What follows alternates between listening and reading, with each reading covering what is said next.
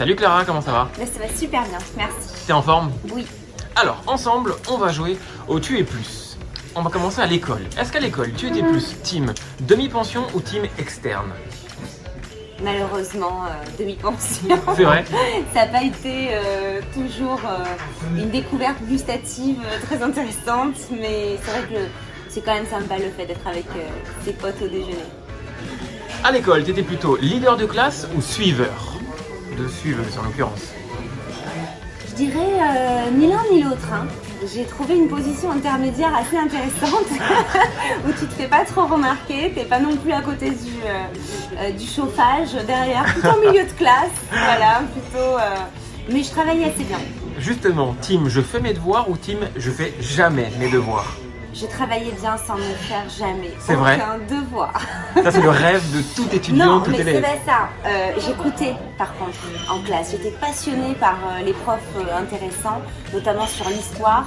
J'ai eu la chance d'avoir des profs d'histoire qui me captivaient par leur façon de raconter, par leur talent d'orateur. Et donc du coup je me souvenais, parce que ça m'avait marqué, mais c'est vrai que j'étais souvent punie parce que je faisais pas du tout mes devoirs, quoi. Quand je rentrais chez moi à l'école, c'était terminé. Tu étais plutôt team en retard ou team toujours à l'heure? Toujours en retard. Mais non. Oui, c'est assez... toujours en retard. Moins maintenant, beaucoup moins. C'est bien, au moins t'as Oui. progressé là-dessus, tu vois. Là, par exemple, aujourd'hui, j'étais pas en retard. Tu es plus collège ou lycée? Lycée, bien sûr. J'ai adoré le lycée. Pour la première fois, je comprenais pourquoi je devais apprendre. Ah ouais? Et ça, c'est extrêmement intéressant. J'ai choisi la voie du commerce et d'ailleurs, j'ai persévéré avec un BTS Action Commerciale. Et je me suis fait une vraie bande de copines filles. On était une dizaine.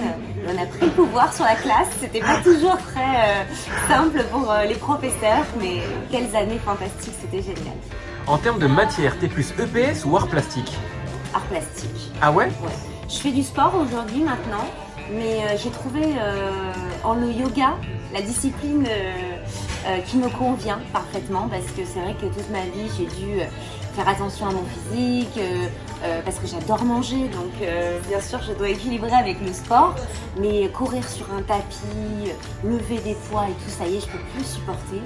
Et le yoga, c'est incroyable parce que c'est une discipline ancestrale qui fait travailler les muscles profonds et qui vous élève spirituellement. Vraiment, j'adore le yoga.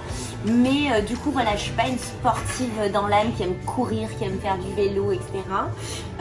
Par contre, j'adore la créativité, plastique, la créativité. J'ai toujours fait plein de choses, créé plein de choses. Et d'ailleurs, je pense que si j'avais pas trouvé ma voie sur scène ou sur papier glacé, j'aurais été par exemple ébéniste, c'est un métier qui me fascine. Oui. Ah, c'est original. Oui, j'adorerais. Trop bien. Peut-être que ce sera une deuxième vie. Eh bah qui sait. En LV1, t'étais plus anglais ou espagnol? Alors espagnol. C'est vrai? Parce que oui, parce qu'en fait je suis 100% d'origine espagnole. J'ai mon côté maternel qui s'appelle Muñoz, non, l'inverse.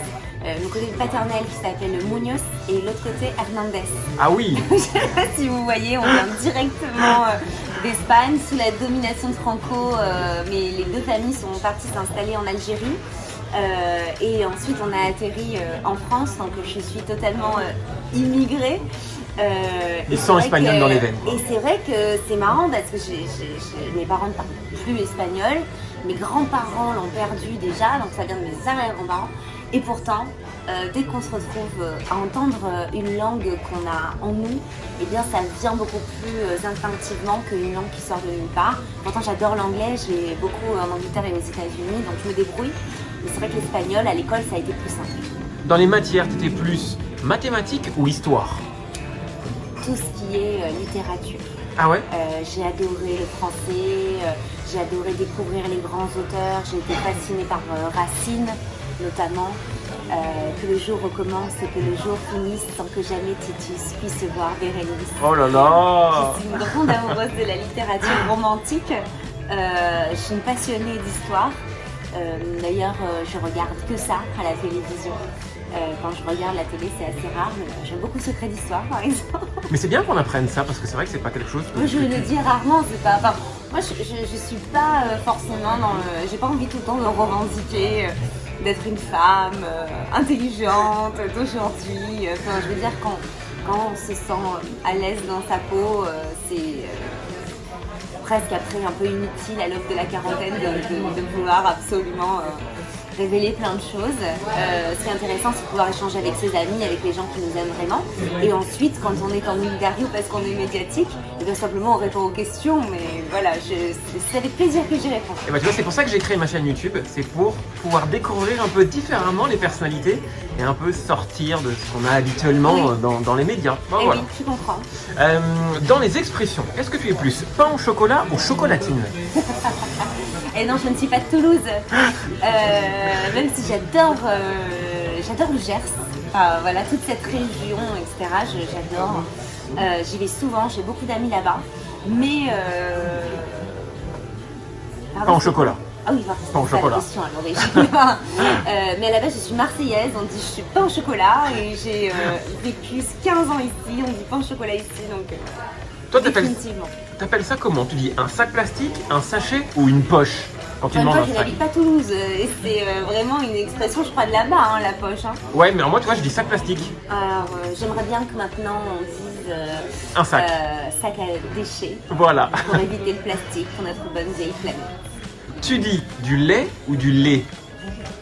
Alors, vous savez, on m'a toujours demandé de choisir entre Marseille et Paris, ce qui concerne ma ville préférée. Et j'ai entendu Jamel Debbouze un jour dire ça par rapport au Maroc et à la France. C'est comme si on nous demandait de choisir entre notre père et notre mère. On ne peut pas choisir. Moi, Marseille, c'est ma ville de naissance, où j'ai grandi, où je suis devenue une adolescente, où j'ai fait beaucoup de bêtises, voilà. Et Paris m'a adoptée, littéralement. C'est là où je suis devenue une femme, que je me suis émancipée, que j'ai trouvé ma liberté. Et je suis profondément amoureuse de Paris, même si aujourd'hui, évidemment, je suis retournée à mes premiers amours parce que j'avais véritablement envie que ma fille grandisse dans un univers provincial, dans le sud. Et vous voyez, après 15 ans à Paris, je retourne quand même dans le sud, même si je suis vraiment très amoureuse de Paris. Et donc, du coup, tu dis plus du lait ou du lait, toi? Comment tu prononces ça? Eh oui, moi, j'ai ma réponse. Est-ce que tu dis, parce que tu vois, moi, je dis du lait, mais il y en a qui disent du lait. Je crois que je suis arrivée avec un accent très fort marseillais, que j'ai très rapidement perdu parce qu'il fallait s'adapter, et c'est comme dans la nature, quoi. Soit t'es comme les autres, étaient dedans, étaient dans le système, et tu perds ton accent parce que sinon t'es pointé du doigt comme étant la différente. Donc je crois alors que toute c'est beau, ma vie, désormais, je dirais du lait. Du lait, ben voilà. Et enfin, quand tu écris un SMS, quand tu écris AHA, c'est H-A-H-A ou A-H-A-H? A-H-A-H. Mais non. Ouais, je sais, mais c'est plus beau H-A-H-A. Oui.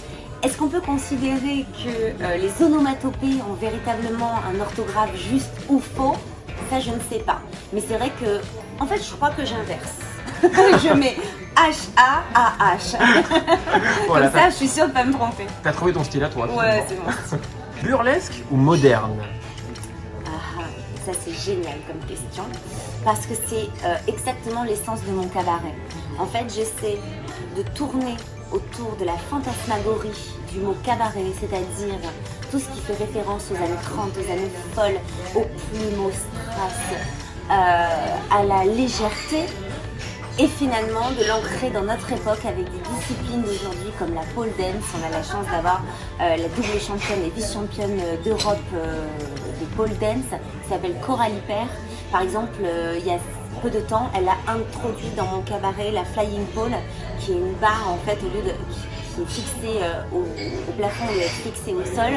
Et j'adore comme ça intégrer les disciplines modernes d'aujourd'hui dans un spectacle de cabaret où finalement l'essence est simplement l'interaction avec le public. Moi, c'est ça ce que je veux garder du cabaret, c'est de pouvoir échanger, de pouvoir interagir avec les gens, leur parler directement, qu'ils nous répondent. Et pour moi, c'est ça l'essence du cabaret. Alors bien sûr, on a des strass, des plumes et des paillettes, mais pourquoi pas rendre les choses modernes? Quand tu vois une barre de pole dance, c'est plutôt team, ah, j'ai envie de faire la pole dance, ou non, team, je regarde et je fais pas. Alors tu sais, je suis une aventurière et j'essaie toujours de me jeter dessus pour voir comment je vais retomber. C'est souvent raté, hein, parce que c'est un véritable art doublé d'une discipline athlétique. Donc il n'y a pas plus difficile, je trouve, comme sport artistique.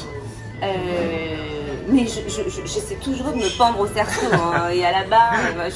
Oui, non, je suis une aventurière, mais bon, voilà, je vais pas jusqu'au bout des choses. Parce que je pense que si je me lance là-dedans, je vais faire 8 heures par jour et j'aurai plus le temps de faire autre chose. Tu es plus soirée cabaret ou soirée télé? Bah, je pense qu'il faut des deux. J'ai pas envie de choisir là-dessus. Alors quand je dis télé, je regarde très très peu la télé. Je regarde La Maison France 5. Et les documentaires? Les documentaires, beaucoup d'histoires. Je regarde pas la télé en live en fait. Comme beaucoup de monde aujourd'hui, beaucoup de documentaires, beaucoup Netflix. Ce qui m'empêche absolument pas d'aller voir des spectacles, du cabaret, de l'humour, beaucoup de spectacles d'humour. Bon bah écoute, merci beaucoup Clara. Ah, merci à toi.